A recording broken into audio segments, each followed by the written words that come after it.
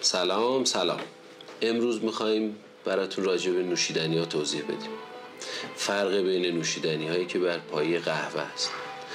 حتما براتون پیش اومده برین کافه، منو رو باز کنید و از اسمای مختلف قهوه سردرگم بشید، ندونید کدوم انتخاب کنید. ما اینجا میخواییم به زبان کاملا ساده اینا رو توضیح بدیم. قبلش بهتون بگم این ویدیو اصلا جنبه آموزشی یا برای مثلا باریستا ها یا مخاطب خاص نیست. این عمومیت داره، صرف میخوایم فقط راجع به تفاوت قهوه براتون حرف بزنیم، همین. خب از اسپرسو شروع میکنیم. اسپرسو نوشیدنی که از دانه های قهوه به دست میاد، اینطوریه که آب داغ با فشار خیلی زیاد از بین دانه های قهوه رد میشه و این فرایند توسط دستگاه انجام میشه که رایحه و طعم قوی تری داره نسبت به نوشیدنی های دیگه بر پایه قهوه. پای تمام این نوشیدنی هایی که الان میخوایم بهتون بگیم اسپرسو است. خب از لته شروع میکنیم یا لاته که میشه یک شات اسپرسو به همراه 2 برابر اون شیر گرم شده و یه لایه از فوم شیر. این میشه لته، همون شیر و در واقع قهوه است. خب نوشیدنی بعدیمون آیس لته است. منتها این دیگه یه ذره فرق میکنه.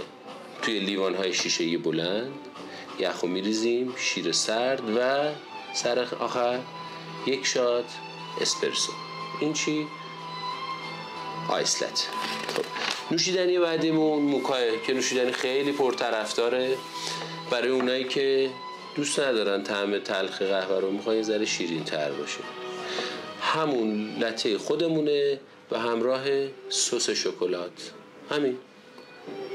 آیس موکا همون لیوانایی که آیس لته رو توش سرو میکنیم، تهش سس شکلات میریزیم و همراه یخ، شیر و اسپرسو که اینو هم میزنید و به صورت خنک سرو میشه.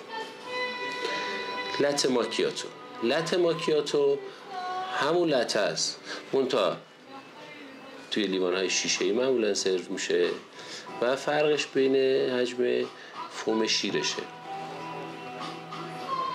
که اول شیر رو میریزیم و در نهایت اسپرسو رو داخل اون میریزیم. توی لته ماکیاتو طعم شیر غالب تره، یعنی چون ما بعدش یه نوشیدنی داریم به نام اسپرسو ماکیاتو. فرق این دوتا رو میخوام بهتون توضیح بدم که تو لته ماکیاتو طعم شیر غالب تره، ولی تو اسپرسو ماکیاتو طعم قهوه غالبه. که توی اسپرسو ماکیاتو ما اول اسپرسو رو میریزیم و به اندازه 1-2 قاشق فوم شیر روی اسپرسو. همین. شیر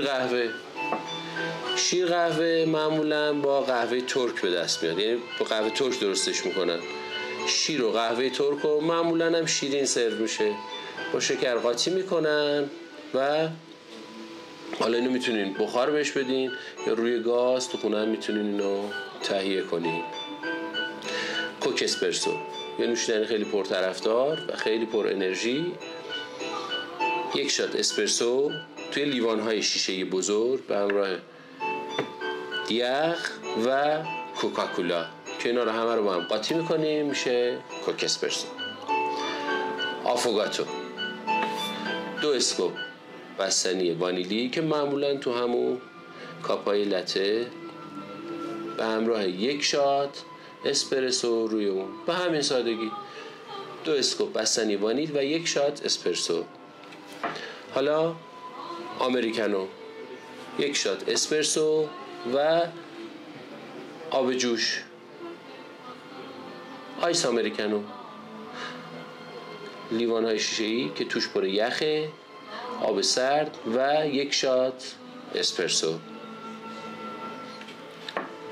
قهوه فرانسه.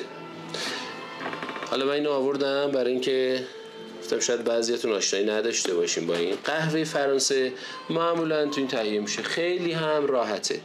منتها درجه آسیاب فرانسه درشتره نسبت به قهوه های دیگه که میریزیم داخل این، آب جوش رو میریزیم روش و سر آخر اینو میذاریم روی این و آروم آروم اینو اصطلاحاً پرس میکنیم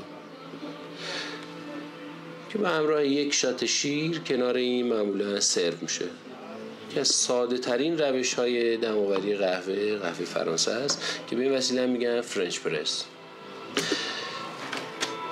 حالا ما تا جایی که جا داشت اینا رو توضیح دادیم. نوشیدنی دیگه هم داریم که تو ویدیوهای بعدی براتون توضیح میدم.